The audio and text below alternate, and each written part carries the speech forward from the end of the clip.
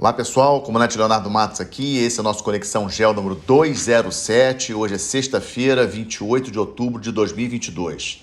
Trazendo aí para vocês a síntese da geopolítica da semana, mais uma vez agradecendo aí as várias manifestações em redes sociais e os incentivos que tenho recebido, os likes, os compartilhamentos que vocês têm dado aí nas redes sociais de vocês, desse meu trabalho semanal. O tema mais importante da semana, Xi Jinping, o novo Mao Tse-tung. Escolhi esse título porque acho que se encaixa bem no que é hoje a realidade política da China.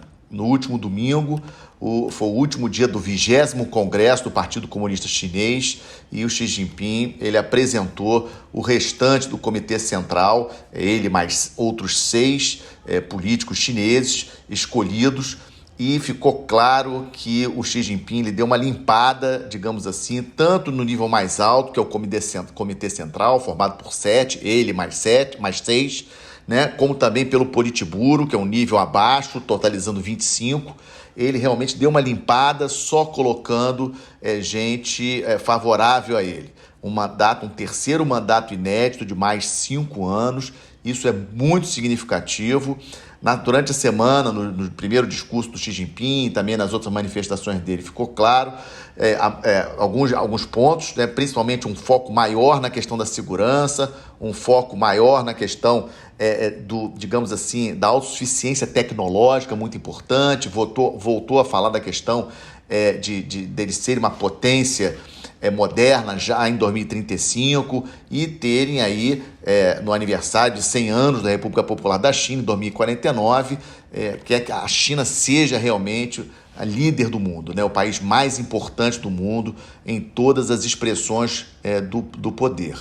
As bolsas chinesas elas não reagiram bem, a economia não viu bem esse pronunciamento do Xi Jinping, essa reeleição do Xi Jinping, porque ele não deu nenhuma indicação, por exemplo, de mudança na política do Covid-0, então obviamente isso aí é uma preocupação, porque segura ainda mais, dificilmente a economia chinesa vai alcançar o crescimento de 5,5%, que era o que eles mesmos, que o próprio governo chinês informou que seria este ano, em março, então esse é um ponto importante. O 02 do Xi Jinping é o Li Qiang, que ele não era do Comitê Central, ele foi trazido, ele era o chefe do Partido Comunista Chinês em Xangai, era o nome de confiança do Xi Jinping lá em Xangai, que deu muitos problemas, vocês devem ter visto na internet, vários protestos em Xangai em função do Covid-0, e o Li Qiang, ele segurou, digamos assim, a situação. Xangai, a principal, é a grande cidade, é a São Paulo, digamos assim, da China, Xangai,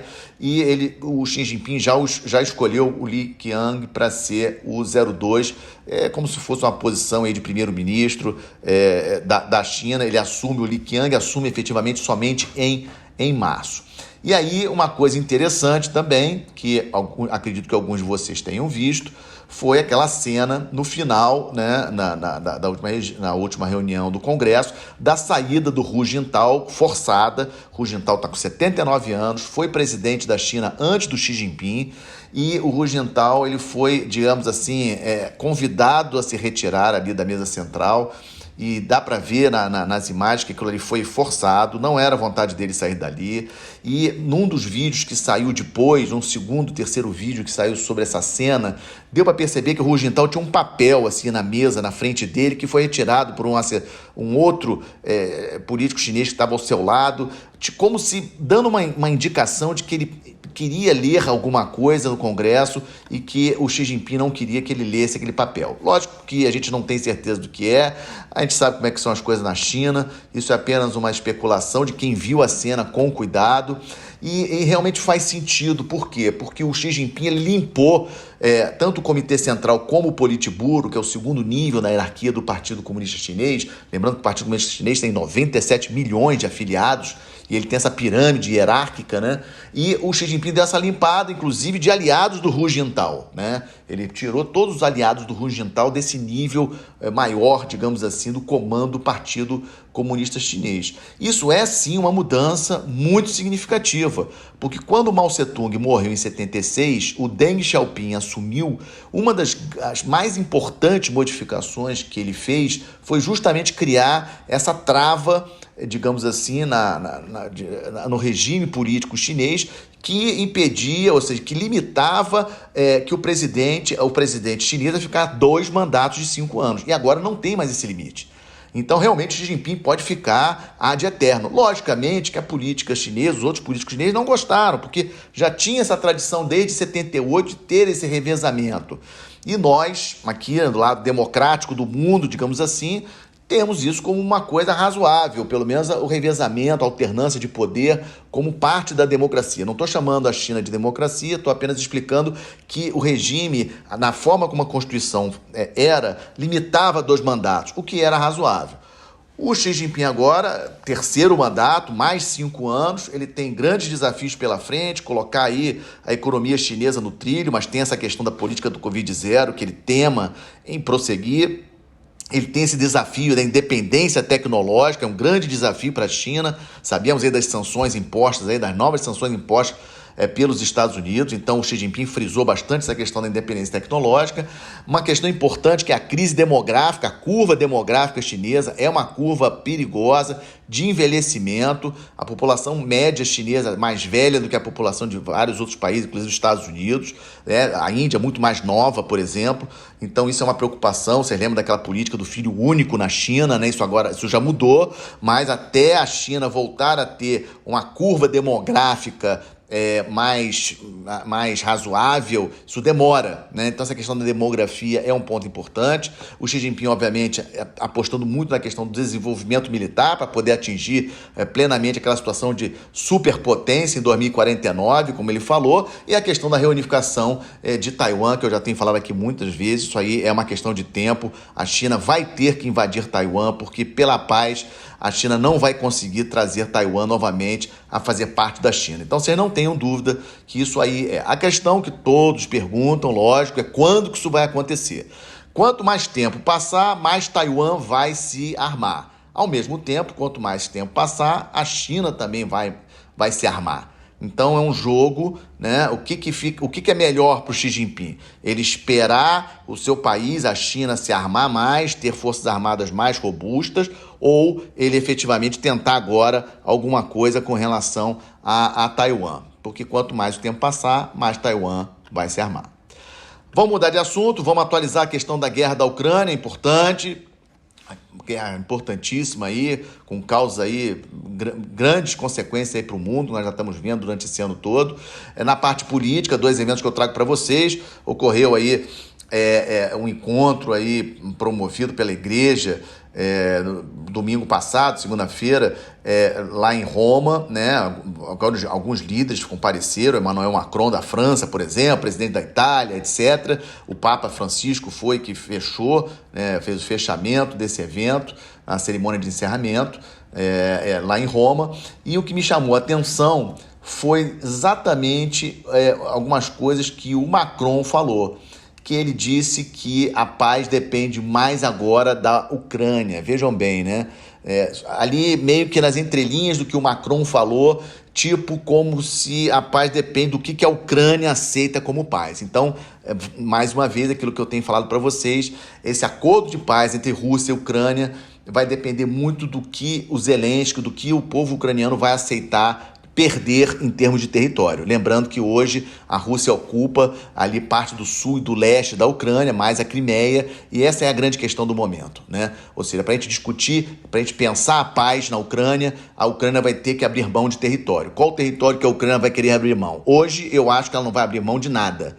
Por isso é que está muito difícil da gente prever quando é o fim do conflito. O fim do conflito, na minha avaliação, também vai depender muito das questões, como a gente já tem falado aqui também, questões da instabilidade política na Europa, pressão da população europeia sobre os seus líderes para que seja feita a paz, eleições nos Estados Unidos, que no Congresso americano, que vão ocorrer agora no dia 8 de novembro. Se o Congresso americano vira todo para o Partido Republicano, tanto o Senado como a Câmara, hoje a Câmara está praticamente certa que vai virar para os republicanos, o Senado ainda não está certo. Se virar as duas casas, vai ser muito difícil para o Biden conseguir novos recursos para mandar ajuda para a Ucrânia. Então, essa combinação de eleição no Congresso americano com essa instabilidade econômica que acaba afetando o social na Europa, pressionando os seus governos, é que pode pressionar o Zelensky para fazer a paz. Isso é muito importante. Na parte militar, seguem aí os ataques russos usando drones iranianos, já sabemos que são drones iranianos que estão sendo utilizados.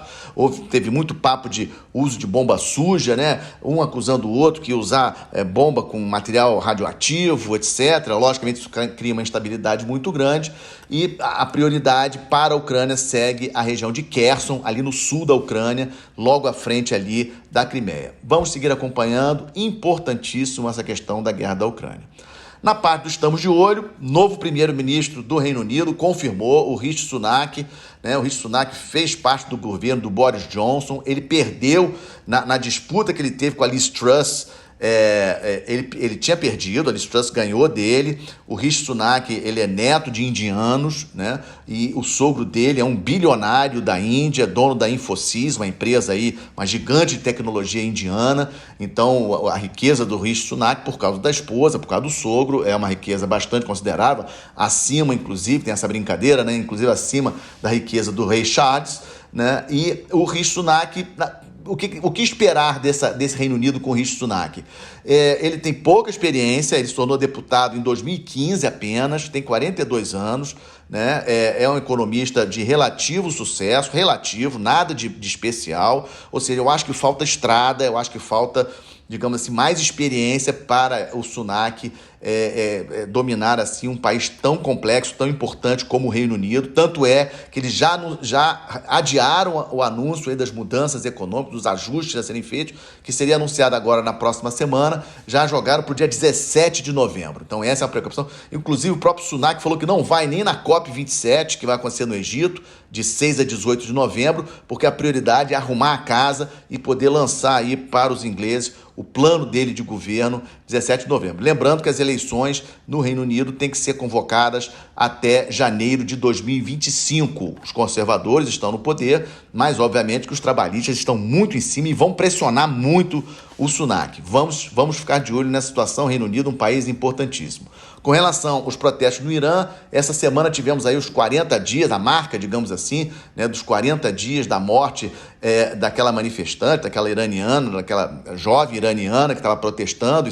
40 dias de muitos protestos em vários lugares e nessa celebração dos 40 dias vimos aí uma procissão de gente indo para o cemitério onde ela foi enterrada, ou seja, uma coisa realmente impressionante. Os Estados Unidos acusando inclusive a Rússia de estar assessorando Irã como tratar dessa questão, como tentar suprimir as lideranças desse movimento, mas a situação no Irã segue bastante complicada com relação a essa questão.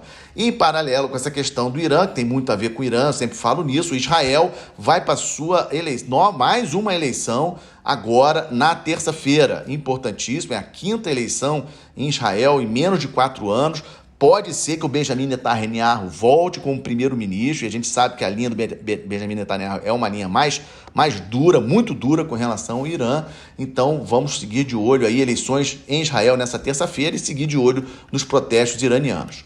Outra questão que nós estamos de olho é a questão do Haiti, segue muito complicada, muito instável, e a novidade que eu trago para vocês é vários vídeos que eu recebi essa semana, não sei se algum de vocês teve a oportunidade de ver, de bandeiras russas no meio de algumas manifestações. E essas manifestações claramente dizendo que não querem tropas da ONU. Nós vimos essa tentativa na semana passada, isso está sendo discutido no Conselho de Segurança, de mandar tropas da ONU para lá, para o Haiti. Muito estranho essa presença de bandeiras da Rússia. Talvez aí a mão aí da FSB, o Serviço Secreto Russo, para tentar, digamos assim, aumentar a instabilidade num país tão próximo ali, dentro do entorno estratégico dos Estados Unidos, o Haiti ali no Caribe. Pode ser aí uma tentativa da Rússia de, digamos assim, aumentar a instabilidade próximo do seu grande rival, que são os Estados Unidos. Outra coisa que eu trago para vocês, estamos de olho é a instabilidade no Peru. Instabilidade no Peru, a gente sabe que acontecendo há muito tempo, desde 2011, o país teve 7 presidentes desde 2011. O Pedro Castilho sempre aí à beira de tomar um impeachment, ou seja, a cunhada dele foi presa, aí agora foi solta essa semana com acusação aí sérias em relação a ela. A esposa dele também tem investigação em cima da esposa, em cima de primos, ou seja, está um cerco em relação ao Castilho. Peru, um país, um vizinho importante nosso, um amigo importante aqui do Brasil, e essa semana a justiça conseguiu salvar o Castilho de mais uma tentativa do Congresso, que queria mudar a Constituição para que o Castilho pudesse ser acusado, e aí a Corte Constitucional ela segurou e não autorizou. Mais uma vez o Castilho conseguiu se livrar, mas muito difícil. E fecho, como sempre, com uma boa notícia, um exercício, uma operação muito importante sendo realizada na região do Mar Arábio, no Golfo de Aden, ali na costa ali da Somália, perto de Djibouti, perto de Iêmen, uma região muito complicada, conduzida pela Força Tarefa 151, que é comandada pelo Brasil, é comandada por um almirante brasileiro. Temos 12 militares da Marinha do Brasil lá no Bahrein, comandando a Força Tarefa 151, e esse exercício, essa operação, na verdade, combate à pirataria, combate a vários crimes no mar, ela se encerra agora amanhã, né, neste sábado, dia 29, e eu acho que é uma notícia importante. Ela está sendo muito bem conduzida pelo Brasil, tenho recebido notícias muito boas. É o segundo almirante brasileiro que comanda essa força-tarefa, ou seja, o Brasil mostrando que tem sim competência, tem sim credenciais para estarem aí em qualquer lugar do mundo, estar atuando, estar coordenando uma força-tarefa, comandando uma força-tarefa dessa magnitude. Nós não temos navio lá, mas temos 12 militares brasileiros no Estado-Maior e o almirante é brasileiro. Fecho esse Conexão GEO 207, mais uma vez, desejando a todos aí um domingo muito especial, um domingo democrático, todos indo votar, fazendo as suas escolhas democraticamente, respeitando o resultado das eleições, isso é muito importante.